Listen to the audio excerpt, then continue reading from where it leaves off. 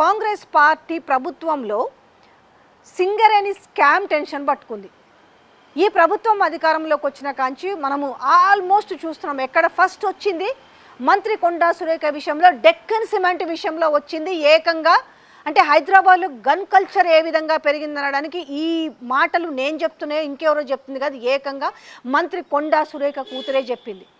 Deccan cement విషయంలో జరిగిన 100 కోట్ల స్కామ్ విషయంలో, మా ఓఎస్డి విషయంలో పాయింట్ బ్లాక్లో గన్ పెట్టి బెదిరించారు అని చెప్పేసి రోహిన్ రెడ్డి విషయం కావచ్చు, వేం నరేందర్ రెడ్డి విషయం కావచ్చు, ఫహీం ఖురేషి విషయం కావచ్చు.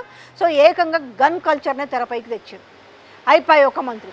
రెండో మంత్రి విషయం వచ్చి జూపల్లి విషయంలో కూడా ఎక్సైజ్ శాఖలో సో బాటిల్స్ పైన మూతల ఏదైతే 3D హోలోగ్రామ్స్ విషయంలో కూడా 100 కోట్ల స్కామ్ జరిగింది అని చెప్పేసి వార్తలు రాపించారు కదా.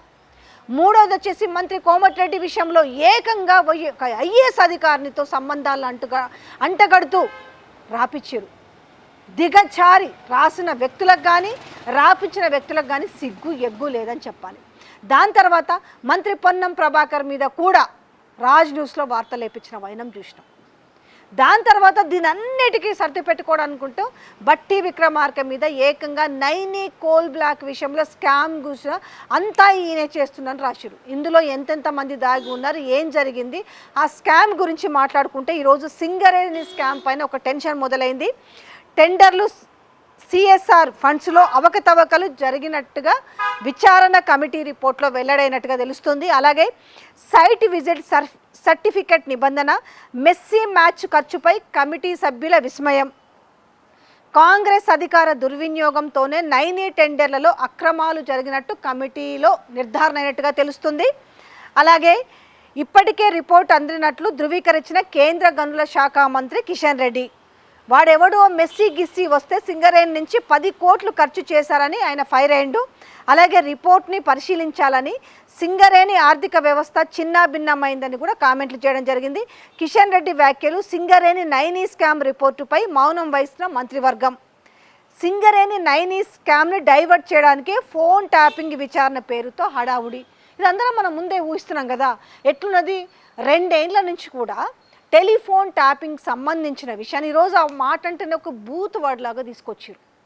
అమ్మో టెలిఫోన్ ట్యాపింగా, ఎస్ బరాబర్ చేస్తారు అనేది ఏ పరిస్థితిలో ఎందుకు చేస్తారు, 1886 టెలిగ్రాఫిక్ చట్టం ప్రకారం ఏ పరిస్థితుల్లో ఎందుకు చేయాల్సి వస్తుందనేసి బాజాబ్తా చెప్తున్నప్పటికీ కూడా మళ్ళీ టెలిఫోన్ ట్యాపింగ్ గురించి పదే పిల్ల చేష్టల్లాగా పిచ్చి కూతలు పిచ్చి రాతలు రాస్తున్న వాళ్ళకి ఒక విధంగా చెంపపెట్టుతో సమాధానం జరుగుతుంది. అయినప్పటికీ కూడా వీళ్ళ మంత్రులు చేస్తున్న స్కాములు బయటికి రాకుండా, దాని వెనుక ఉన్న పెద్ద హస్తము బయటికి రాకుండా ఇవన్నీ జరుగుతున్న చర్యలు చూడొచ్చు.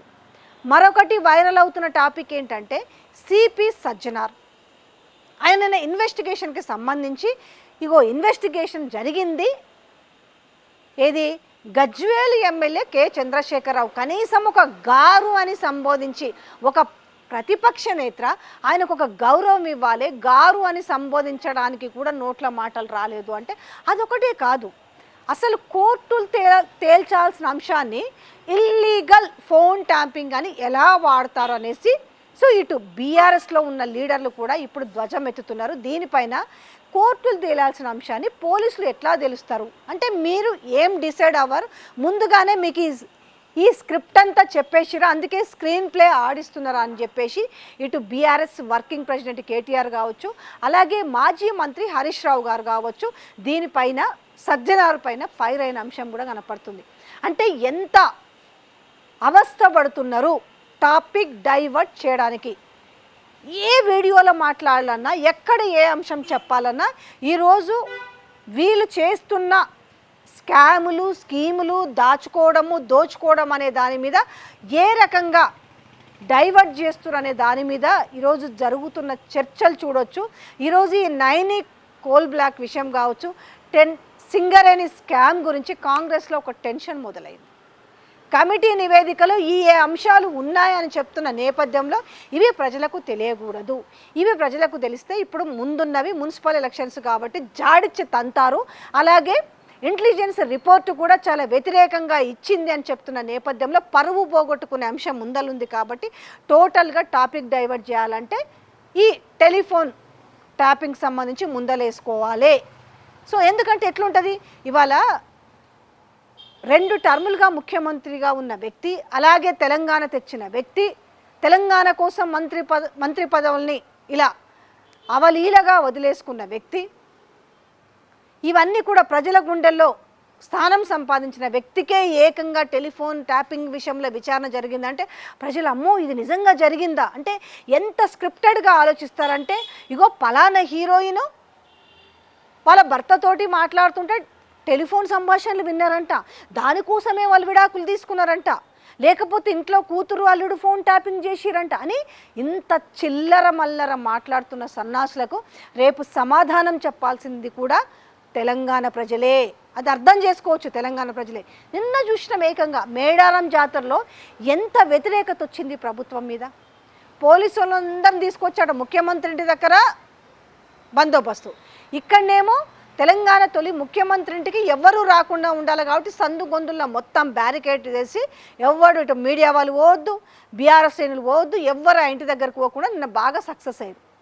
కానీ మరి మేడారం జాతరలో ఏం చేసిరు, ఎంత అవస్థలు పడ్డారు పబ్లిక్, ముఖ్యంగా ఆడోళ్ళు అయితే దుమ్మెత్తిపోసిరు. ఏం ఫెసిలిటీస్ లేవు, 10 గంటలు 12 గంటలు జరిగింది. అక్కడి నుంచి పోవాలి అని అంటే పస్రా నుంచి తాడ్వాయికి, తాడ్వాయి నుంచి మేడారం పోవాలంటే ఎన్ని అవస్థలు పడ్డారో చూసిరు. ఇది చాలదా ప్రభుత్వం మీద ఎంత వ్యతిరేకత ఉందని చెప్పడానికి? నిన్నటికి నిన్న తెలంగాణ తొలి ముఖ్యమంత్రి పైన విచారణ జరుగుతుంటే 7,000 గ్రామాలలో నిన్న నిరసన వ్యక్తం చేసిరు. ఇవాళ పీసీసీ చీఫ్ మాట్లాడతాడు, ఇప్పుడు విచారణ అంటేనే నేరం చేసినట్టు, నేరం చేసిన వాళ్ళని మాత్రమే విచారణ చేస్తున్నారని మాట్లాడుతున్నారు కదా. సరే ఓకే, మీ మాటే కరెక్ట్ అనుకుందాం. మరి సోనియా గాంధీ, రాహుల్ గాంధీ ఈడీ విచారణకు పోయినప్పుడు మరి నేరం చేసిరా? మరి నేరం చేసిన వాళ్ళకి మీరెందుకు దేశవ్యాప్తంగా ధర్నాలకు పిలుపులిస్తే మరి మీరెందుకు ధర్నాలు నిరసనలు చేసిరు? దీనిపైన కూడా మరి సమాధానం చెప్పాలి కదా. అంటే మీకు సంబంధం లేదా? అంటే మీది ఇక్కడ ఓన్లీ తెలంగాణ రాష్ట్రంలో కాంగ్రెస్ పార్టీ అనేది ఏమన్నా ఇండివిజువలా? మీది జాతీయ పార్టీ కదా. దీనికి కూడా సమాధానం చెప్పమని తెలంగాణ ప్రజలు అడుగుతున్నారు. సో ఏది ఏమైనా జరుగుతున్న కార్యక్రమాలన్నీ ఈరోజు కాంగ్రెస్ పార్టీ ప్రభుత్వం మెడకే చుట్టుకున్నాయి. సమాధానం చెప్పకపోతే ప్రజలు ఏ రకంగా బుద్ధి చెప్పాలో ఆ రకంగానే బుద్ధి చెప్తారనడానికి జరుగుతున్న పరాకాష్ఠలు ఎగ్జాంపుల్గా చెప్పొచ్చు.